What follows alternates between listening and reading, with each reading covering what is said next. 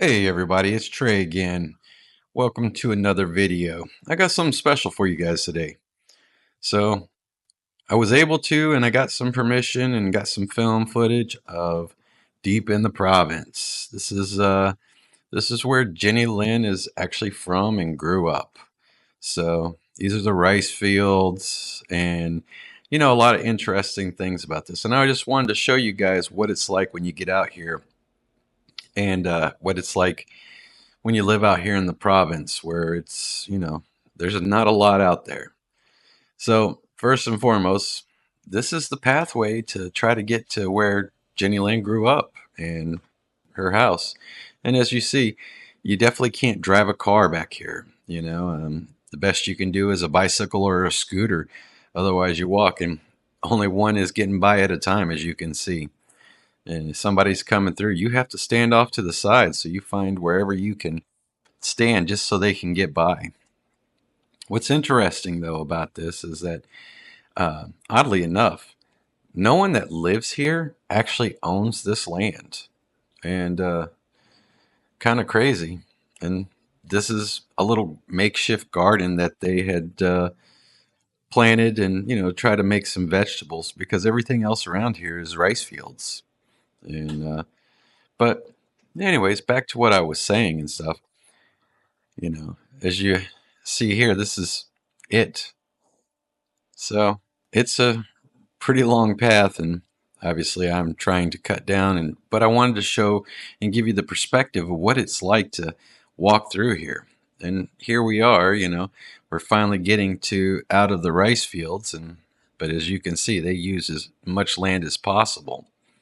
Everything you see made here, they found and scrounged up, in the woods, found bamboo, trees, sticks like that. All the houses were built with whatever materials they could find. You got a couple of houses here that does have some cement blocks, but um, everything here, if you know, the largest and most strongest hurricane, or not hurricane, typhoon ever to hit the Philippines took this whole place out. And these people have lived here for years, like 30 years or something, and they had to rebuild. And unfortunately, like I was saying before, none of them own any of this land. So essentially, they're basically squatters, I guess you could say, if you understand what that term means. But these people right here, these are Jenny Lynn's parents and grandparents and things like that. Mama, Papa, Lola. Lola was the first one here, and she used to be the caretaker of the rice fields and things like that, and then has turned it over to Jenny Lynn's parents. Now, this right here, this is a pig pen, not the little boy, but that's where they keep their pigs when they get them and grow them. And this is actually the house that Jenny Lynn grew up in after they rebuilt it. They tried to make it out of stone block and center block, but unfortunately the owner refused to let them. So, as you can see, most of it is just whatever materials they can get their hands on. I mean, you just see bamboo and trees. I mean, look, you can see they just literally use trees to build this stuff and whatever. There's no structural integrity, by what us Westerners or me in the United States would think. They build it with whatever they can find. They do whatever they can find. Now, this is their only water source. This is where they get their drinking water. This is where they bathe. This is where everybody there takes a bath out in the open, things of that nature. And as if you've heard me talk before about not having windows, there's literally no glass there. But back to this water source, like I said, this is where they get their drinking water, their bathing water, everything there. And this little hose, it is literally running down from the mountain where they have it run off. And everything that they can't save, they have it going right into the rice fields to keep it as much water in the rice fields as possible. Because sometimes it does get really dry. And again, if you look around, I mean, it's rusted roofs and tin. And if you see, this is Lola, grandma's house.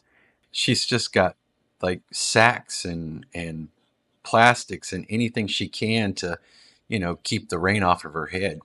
There's really no structural integrity here.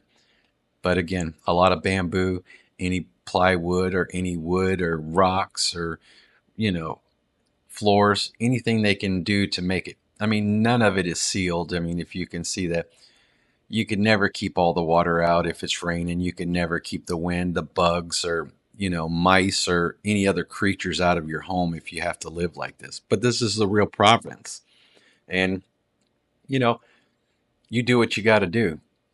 I mean, most of the time they don't even have electricity. One of the things, if you look up, in fact, um, right above there on the thing, you see a solar panel. That was one of the things that the local government gave to the people out here because the electricity is always off and everything. So, that solar little light is a lot of times the only light that they have. And even being in a poor province level, as you can see, there's speakers, giant speakers. Why? Because they love karaoke. Now we finally get into inside the house, and if you look above, and on the walls here, nothing is sealed. And if you look up, yeah, you can see holes. That means water, if it rains, does come into the house. Crazy, huh? But, they do what they got to do and they use what they got to use and try to make it work for them.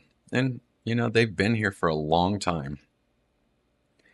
So, this is where they do the cooking. If you look there, you see all they do is use coal or wood or whatever else. And this little area here is very new. This is because of Jenny Lynn. This is a CR that they made to help her because when she was pregnant, she felt very awkward uh, taking a bath outside and people staring at her.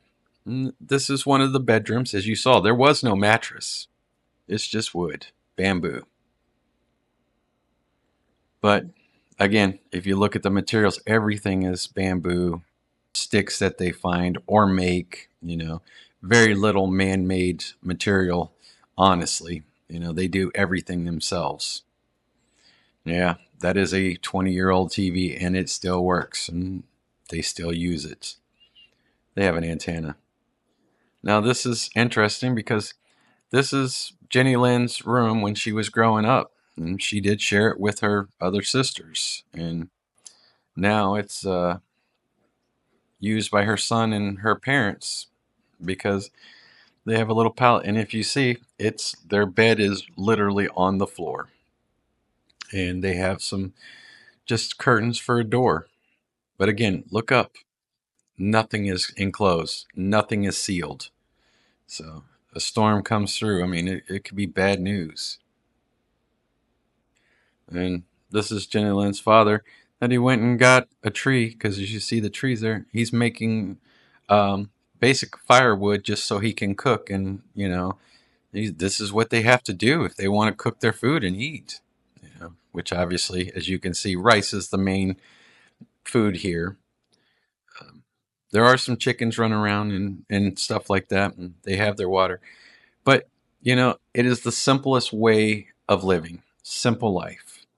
They don't have a lot of bills. They don't make a lot of money. I mean, it is what it is. You got coconut trees. You got guava, or not guava.